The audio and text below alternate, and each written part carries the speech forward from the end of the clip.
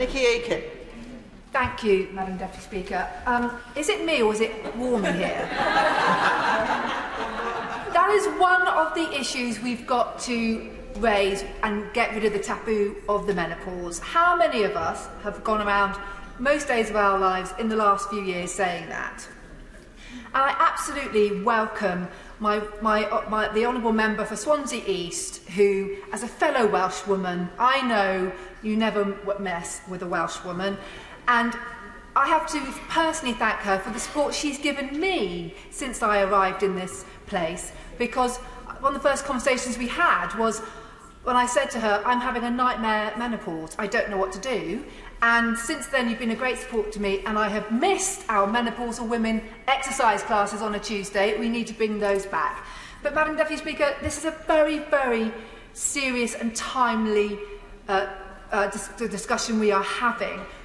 The second debate on the menopause during Menopause Awareness Month, I think, is probably an achievement in itself.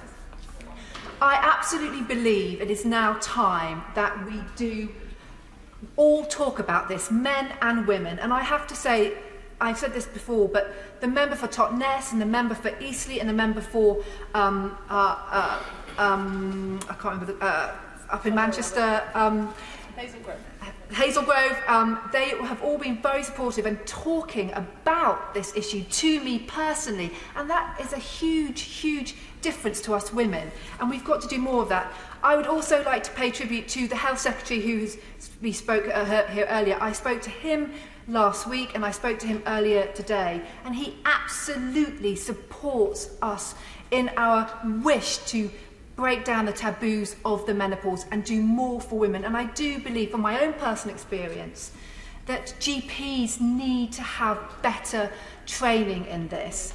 You know, I went to my GP several times before I was able to access HRT, and then even trying to get access to an HRT clinic, it took 6 months. And in that time, I felt so alone, because the HRT would sometimes work, sometimes during the month, and then other times it wouldn't. And I came off it after a year, but then the symptoms got so bad again that I felt I had to go back on it. And I have been fortunate that the second time round it has worked. But I do think that it can be a very lonely place, the menopause. And that's why I do believe that there needs to be more education for GPs, but also in the workplace. And the Honourable Member for Swansea East is right when she says we do need to discuss this within the workplace. And as the member for the City of London, I make a pledge today that I will do all I can with the financial services industry, particularly to ensure that they do take this seriously. Certainly. Thank you. And I join everybody else in this House to thank the Honourable Lady from Swansea for bringing this subject to our attention and to this bill to the House today. I'd like to thank the member for the Cities of London for the workplace education I'm receiving today on this important issue, and I think she would agree with me. I hope she would agree with me that we need to be talking about this more openly, and this debate today is a good place to start. My honourable friend makes several good points, absolutely, and this is a good workplace to actually start bringing the menopause to the forefront.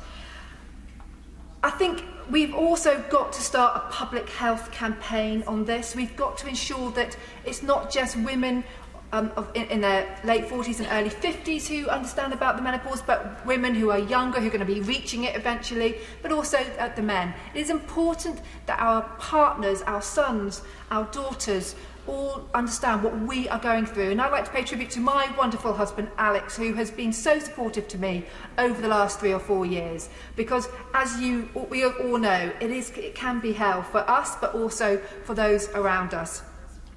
Turning very quickly to prescription charges, as I raised in the House last week, and as I have discussed with the Health Secretary and the member for Lewis, I think the NICE guidelines are very clear, and again we have to make sure that GPs are aware that after the first 3 months of a woman being on HRT, GPs can then put us on an annual prescription, which would be £18.75 or whatever once a year, which I think if we could really ensure that GPs understood this, then that would be a savings of probably around about £200. That would make a huge difference to women. And I say this and I declare an interest because I obviously pay for my own prescriptions.